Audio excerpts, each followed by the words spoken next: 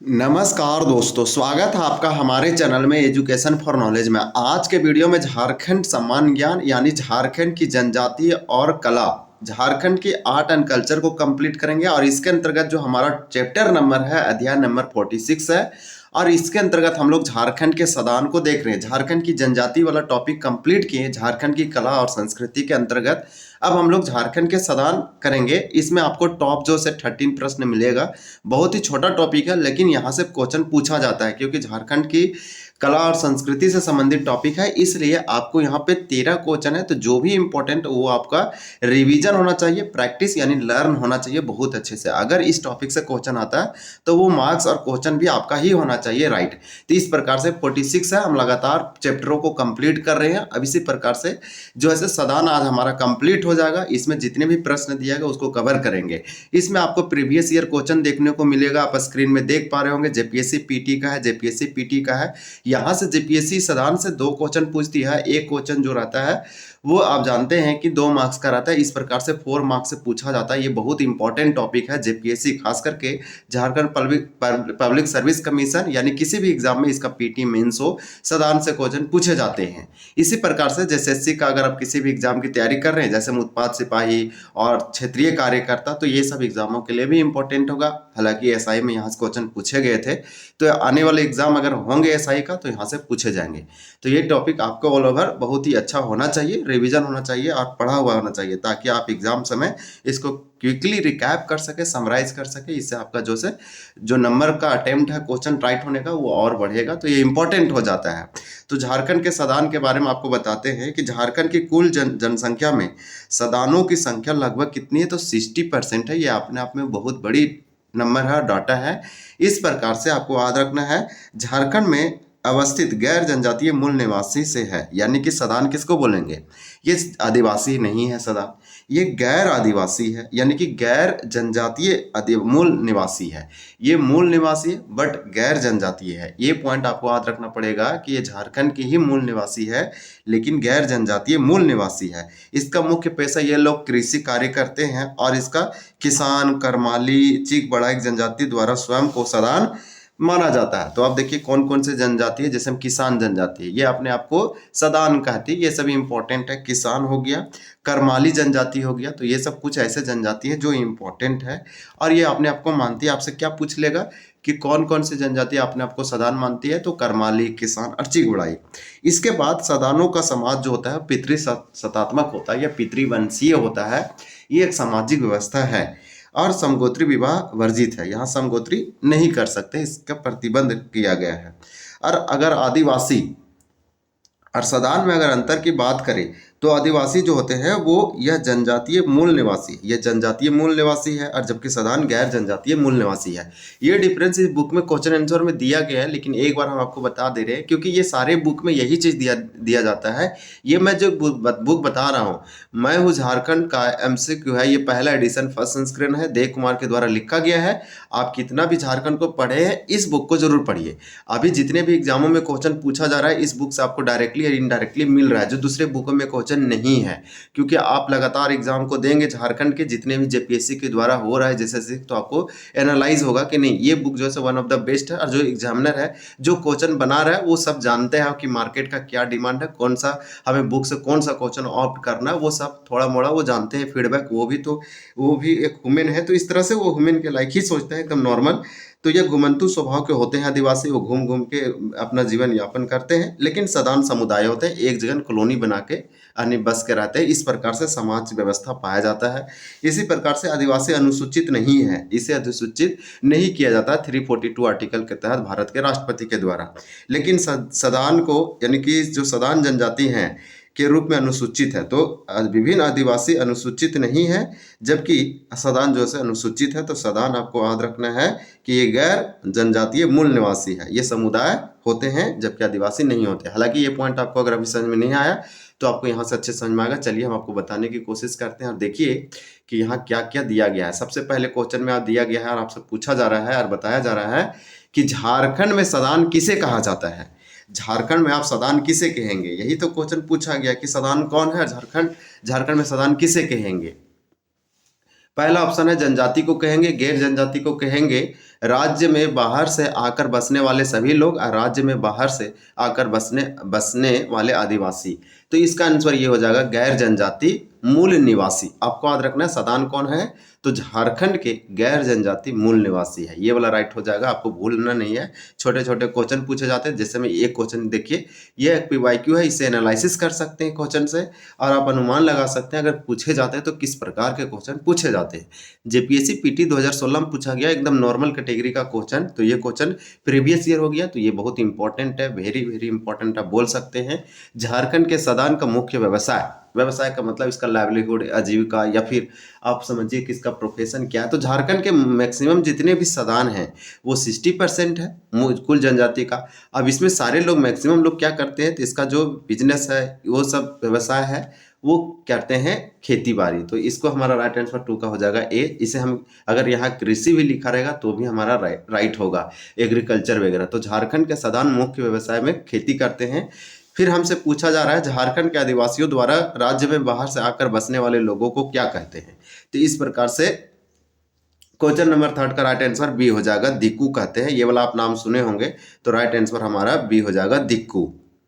तो इस प्रकार से, हालांकि ये क्वेश्चन को आप हिस्ट्री में भी पढ़ेंगे, यानी कि इतिहास में, झारखंड के इतिहास में, क्योंकि ये पूछा जा रहा है कि जो झारखंड के आदिवासी हैं यानी ट्राइब है और जो मूल निवासी है, ये जो झारखंड राज्य में बाहर से आकर बसने वाले लोगों को यही झारखंड के आदिवासी दिक्कू कहती है। लेकिन हम लोग झारखंड के सदान चैप्टर पढ़ रहे हैं, तो आपके मन में आएगा कि इसका आंसर सदान होगा। तो आपको एग्जाम में ये गलत नहीं करना है, ये हिस्ट्री वगैरह का क्वेश्चन है लेकिन इसमें डाला है। और ये सब जो है बाहरी लोग हैं, लेकिन यहाँ पे गैर जनजातीय, मूल निवासी है लेकिन गैर जनजातीय है।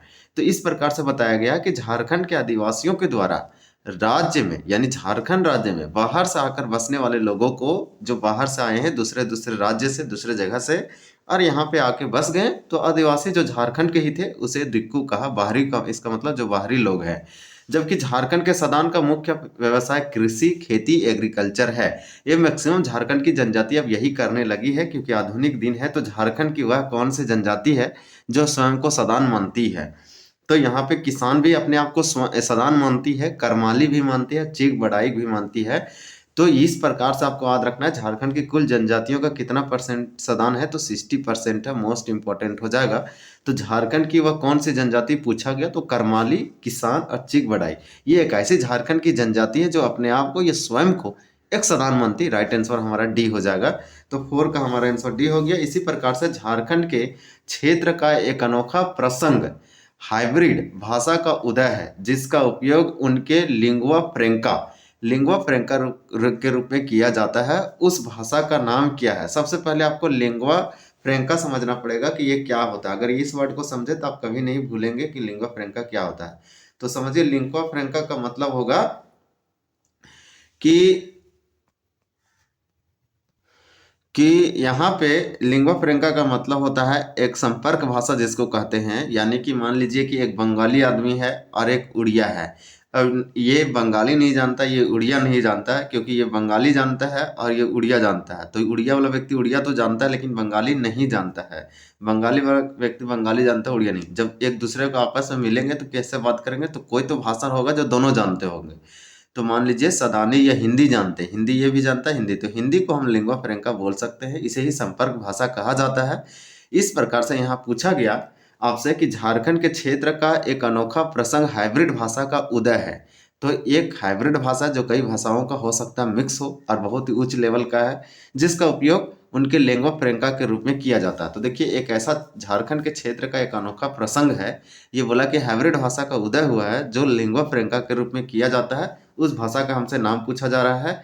तो 5 का हमारा आंसर सी हो जाएगा, सदारी। क्योंकि हम सदान पढ़ रहे हैं, तो सदारी एक ऐसी भाषा है जो लिंगुआ फ्रैंका के काम आती। मोस्ट इंपॉर्टेंट, ये IRB में पूछा गया, तो मैं भी ये पूछा जा सकता, लेकिन इससे जो ऊपर के क्वेश्चन आए थे वो ज़्यादा इंपॉर्टेंट थे। फिर क्वेश्चन नंबर है कि झारखंड के कुल जनसंख्या में सदानों का प्रतिशत लगभग कितना है। ये क्वेश्चन पूछा जा सकता है, मोस्ट इंपॉर्टेंट है।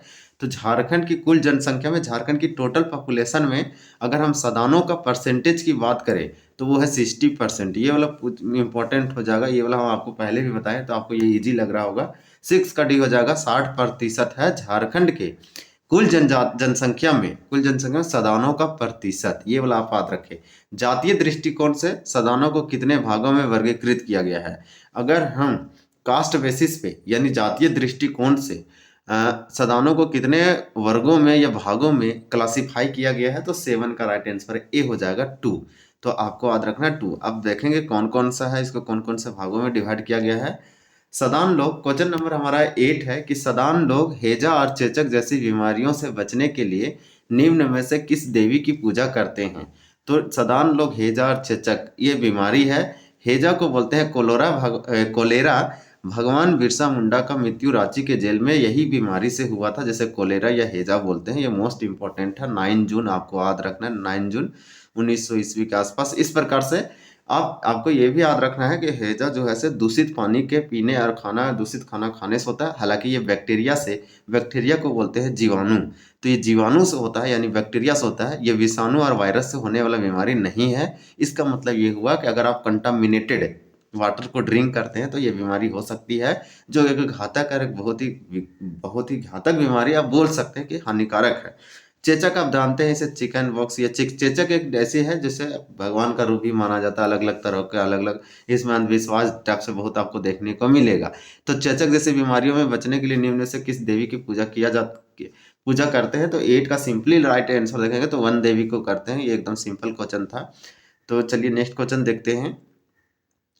नेक्स्ट क्वेश्चन में हो जाएगा, हालांकि चेचक से आपसे पूछा जाए कि चेचक होता कैसे है, तो वो वायरस से होने वाला एक बीमारी है। वायरस को हम लोग क्या बोलते हैं, तो सिंपल वायरस को हम लोग बोलते हैं विषाणु।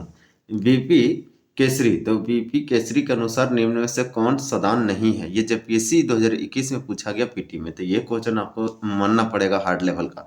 ये जब पीएससी के पीटी 2021 के एग्जाम में ये one of the toughest question था। बहुत लोगों ने नहीं बना पाया, तुक्का मारा है ना, अंजादी ऑप्शन तक पहुंचने का कोशिश किया। तो देखिए ये पूछ रहा है कौन सदान नहीं है, तो आपको कौन सदान नहीं तो समझना पड़ेगा कि कौन सदान है, तभी आप मार पाएंगे कौन सदान नहीं है। 4 ऑप्शन दिया गया था, तो यहाँ पे 9 का आंसर बताया गया था भूमिहार। भूमिहार बीपी केसरी के अनुसार सदान नहीं है। ये क्वेश्चन आउट ऑफ सिलेबस था ऐसे बोल सकते हैं, लेकिन ये कहीं ना कहीं किसी बुक में सरकार के वेबसाइट में होगा, तभी ये क्वेश्चन उठा के डाल दिया है और बहुत कम लोग जानते हैं। हालांकि आप ये पढ़ेंगे तो आपके दिमाग से निकल सकता है ऐसे क्वेश्चन। भोक्ता, तेली और तुरी को वो बीपी केसरी जी ने सदान माना, लेकिन भूमिहार को सदान नहीं माना। सदानों का समाज होता है तो पितृसत्तात्मक होता है, नॉट मातृसत्तात्मक। ये हमारा गलत हो जाएगा।